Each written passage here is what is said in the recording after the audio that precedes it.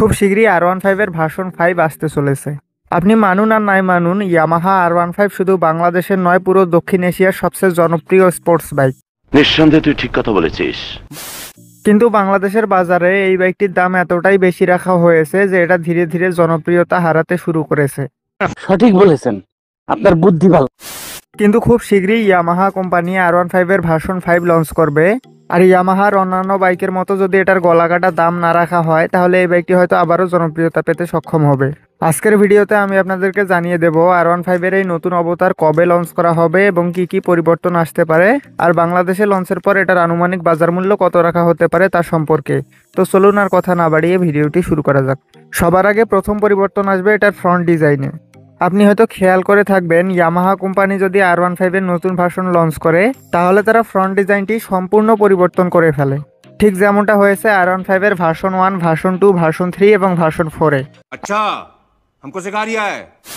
আর আপনারা হয়তো জেনে থাকবেন R15 ভার্সন 4 এর হেডলাইটের আলো খুব একটা বেশি না, তাই এবার R1 এর মতো ডুয়েল প্রজেক্টর এলইডি হেডল্যাম্প ব্যবহার করা হতে পারে। দ্বিতীয় পরিবর্তন আসবে এটার পাওয়ার এবং টর্কে। R15 ভার্সন 3 এর তুলনায় ভার্সন 4 এর পাওয়ার এবং টর্ক অনেক কম। তরে কইছে তুই বেশি জানোস।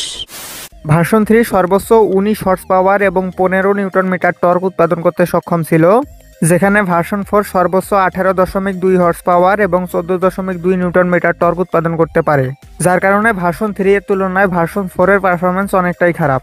আর কম পাওয়ারফুল হওয়ায় ভারতের অনেক মানুষ R15 ভার্সন 3 থেকে ভার্সন 4 এ শিফট না হয়ে পালসার RS200 এবং কিছু টাকা ভরিয়ে অ্যাপাচি RR310 এর দিকে শিফট হয়েছে। আর আপনারা হয়তো জেনে থাকবেন ভারতের বাজারে বাইকের দাম অনেক কম, এবং ভারত যেহেতু পৃথিবীর সবচেয়ে বড় টু হুইলার মার্কেট, তাই আমাদের কথা না হলেও ভারতের কথা চিন্তা করে ইয়ামাহা কোম্পানি এবার R15 এর পাওয়ার বাড়াবে। Emotional damage। আর R15 এর চেয়েও কম দামে বাজাজ তাদের 400 সিসির বাইক লঞ্চ করেছে ভারতের বাজারে, যেটা 40 হর্স পাওয়ার উৎপাদন করতে পারে, মানে R15 এর দ্বিগুণের চেয়েও বেশি। আর এবার R15 এর ইঞ্জিনটি SOHC থেকে DOHC করা হতে পারে, কারণ 150 সিসি সেগমেন্টের এটা সবচেয়ে বড় দুটি প্রতিদ্বন্দ্বী CBR এবং GSXR এ DOHC ইঞ্জিন ব্যবহার করা হয়েছে। কিন্তু R15 এ যদি DOHC ইঞ্জিন ব্যবহার করা হয় তাহলে ভেরিয়েবল ভ্যালভ অ্যাকচুয়েশন টেকনোলজি সরিয়ে নেওয়া হবে। तोबा तोबा तोबा थारा मूड खराब कर दिया।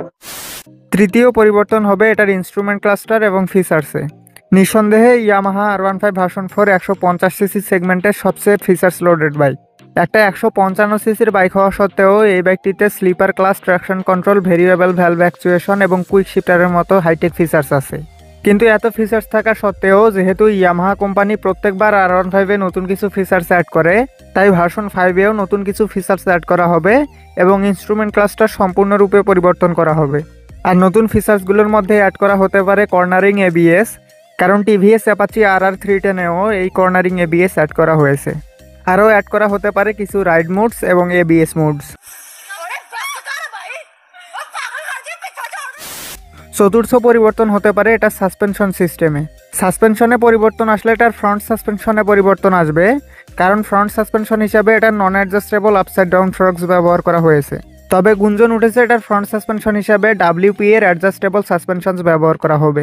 আর সবার শেষে এই নতুন ভেরিয়েন্টে পরিবর্তন হতে পারে রিয়ার ডিজাইনে, কারণ ভার্সন 3 এবং ভার্সন 4 এর পিছনের ডিজাইন সেম, তাই ভার্সন 5 এ এবার পিছনের ডিজাইনটি পরিবর্তন করা হতে পারে। এবার আসল কথা, R15 ভার্সন 5 কবে লঞ্চ করা হবে এবং এটার আনুমানিক বাজার মূল্য কত হবে।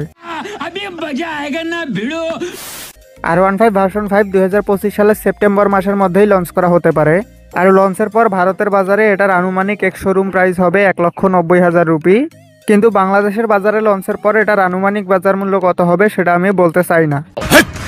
কি বলছিস? কারণ প্রত্যেকবার ইয়ামাহার বাইকের ক্ষেত্রে আমি যেটা অনুমান করি তার চেয়ে অনেক বেশি দাম রাখা হয়। আশা করি আপনারা বুঝতে পেরেছেন যে আমি কি বোঝাতে চেয়েছি।